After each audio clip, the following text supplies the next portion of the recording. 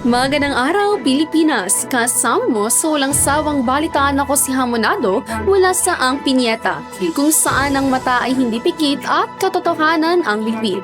Nagdaos ng press briefing si ACLC College or MOC ang Palace Press Officer niya si Claire Castro upang tugunan ang tumataas na presyo ng langis, kontrobersiya laban sa flood control projects at impeachment laban kay Sara Duterte.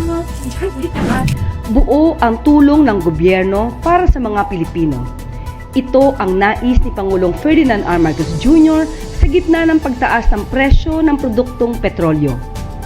May tensyon man sa gitnang silangan, patuloy ang pagkilos ng pamahalaan upang salagin ang mga epekto nito alang-alang sa kapakanan ng ordinaryong mamamayan. Sa naturang briefing, inamin ni Castro na posibleng tumaas pa ang mga presyo ng ilang pangunahing bilihin dahil sa pagmahal ng langis sa pandigdigang merkado.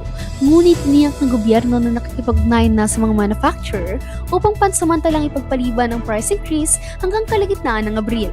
Samantala, iniimbestigahan na rin ng mga flood control projects na may issue upang matukoy ang pananagutan ng mga kontrarista o opisyal at iginiit na pananagutin ang mga patunayang nagkulang.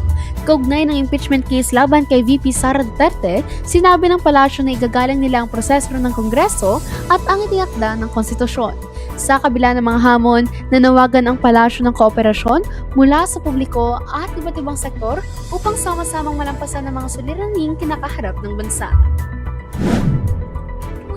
Ako si Hamonado mula sa Ang Piñeta, kung saan ang mata ay hindi pikit at katotohanan ang bitbit.